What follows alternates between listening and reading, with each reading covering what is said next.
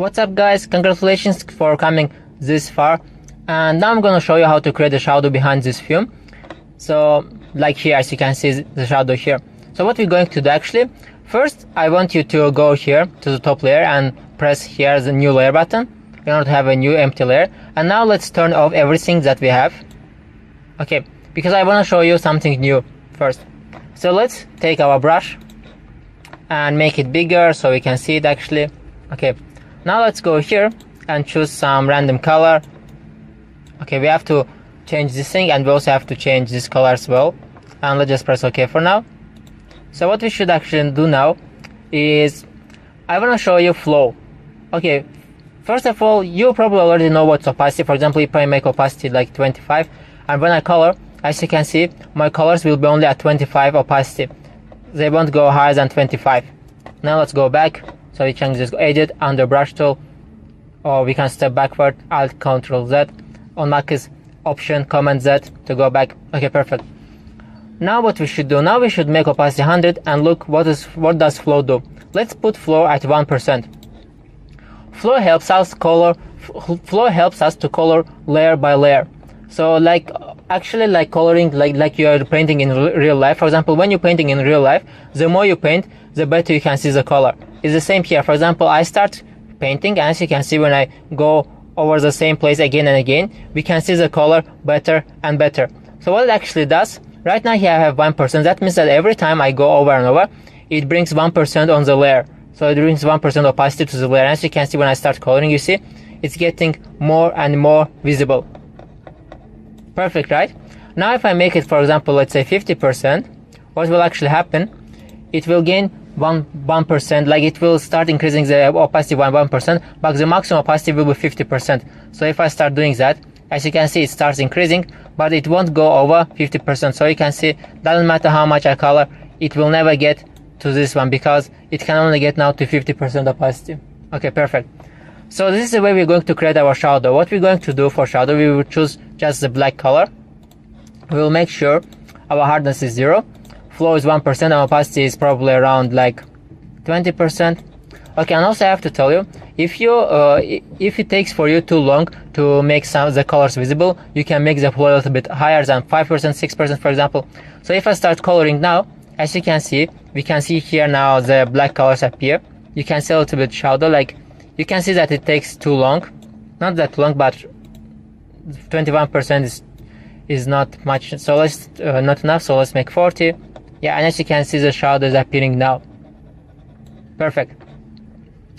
So let's turn it. Let's actually delete this layer, and let's turn on back all of these layers. I also have to show you that if you want to turn turn off on the layers, what you can actually do, you can press and drag, and when you press and drag, you can turn all of them like one by one automatically. So let's now go here to this layer, press here, and let's press now create new layer. So if we create a new layer, it will go now automatically after this layer, because we had this layer present, then we press new layer. So it happened. So it was created here. So we created it here because we want it to be under the film. So we don't want our shadow to be on the smoke. We want it to be only under the smoke. Okay, let's make our brush a little bit bigger, like this. Flow 1%, opacity like 40%, smaller. And now we can start coloring. And when I start doing that, as you can see, we already can see some shadows appear behind our smoke. Yeah, something like that. Okay, perfect. Now if I turn that off, no shadow with shadows. Okay, and you can play with that if you want. As you can see, this was pretty easy, and I would say we are done with our project. The one more thing that we can do actually, let's I have, like you can see here, that here my pattern is actually bigger than this one, because here you can see this G letter, here it's pretty big. So how can we make this bigger if you want to? What we can go to this layer, and now we can unlink this layer with the mask. Why? So first let's show that, let's say we want to make this layer bigger. We go to edit, free transform, and we hold shift and make it bigger. As you can see, it's getting out of the t-shirt. That's why we can't do it this way. So let's just press cancel. What we have to do, we have to unlink the mask and the photo. So if I press here, now the mask and the photo are unlinked. That means that I can choose the photo now, and if I press Control T or Command T, so free transform tool, the ones that we choose before. And if I start making this bigger, as you can see, it's not getting out from the mask, because we don't make the mask bigger, we just make the image bigger and the mask stays the same. So like this, we can make this bigger and we can play with it, we can adjust it like the way we want, like this. Okay, perfect. Now let's press OK. You can also play with the colors if you want, because as you can see here I have different colors, and here we have like different colors. You know, it depends on your own taste. You can actually also change the colors of this image here. How? So you can choose this image, you can go here, choose hue saturation, and then you have to press this one in order to make sure that this adjustment layer is connected only to this pattern. So if I press here, I go here, as you can see it's connected only here.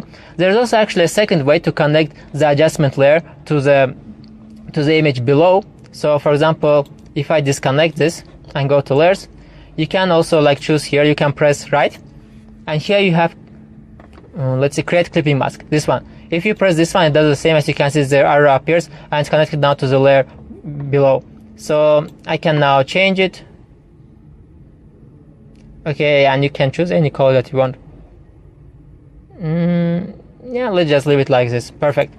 And don't forget to save your file, of course, and also don't forget to save it as PNG, quick export as PNG. If you don't remember how it was done, just Google it or just go to our previous lessons where I explained how to save your file and how to save it as PNG.